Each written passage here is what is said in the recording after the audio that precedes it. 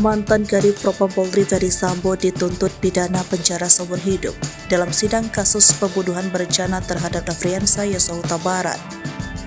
Sebelum membacakan tuntutan pidana, Jaksa Penuntut Umum membacakan hal-hal yang menjadi pertimbangan memberatkan tuntutan Ferdy Sambo. Kami mengemukakan yang kami jadikan pertimbangan dalam tuntutan pidana, yaitu hal-hal yang memberatkan. Perbuatan terdakwa mengakibatkan hilangnya nyawa korban Nofriansah Yosua Huta Barat dan luka yang mendalam bagi keluarganya, ujar jaksa dalam sidang di Pengadilan Negeri Jakarta Selatan. Hal kedua yang memberatkan, Ferdy Sambo dinilai berbelit-belit dan tidak mengakui perbuatannya dalam memberikan keterangan di persidangan. Ketiga, akibat perbuatan terdakwa menyebabkan kegaduhan yang luas di masyarakat. Hal keempat yang memberatkan yaitu Ferdy Sambo dinilai tidak sepantasnya melakukan pembunuhan dalam kedudukannya sebagai aparatur penegak hukum dan petinggi Polri. Perbuatan terdakwa telah mencoreng institusi Polri di mata masyarakat dan dunia internasional.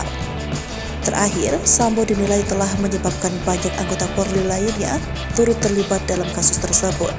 Dalam kasus ini, Ferdy Sambo didakwa melakukan pembunuhan berencana terhadap Brigadir J bersama istrinya Putri Chandrawati, Richard Eliezer atau Baradae, Ricky Rizal atau Bribka RR, dan Kuat Ma'ruf. Dalam dakwaan Jaksa Penuntut Umum, disebutkan bahwa Richard Eliezer menembak Yosua atas perintah Ferdy Sambo yang saat itu masih menjabat sebagai Kadif Propam Polri.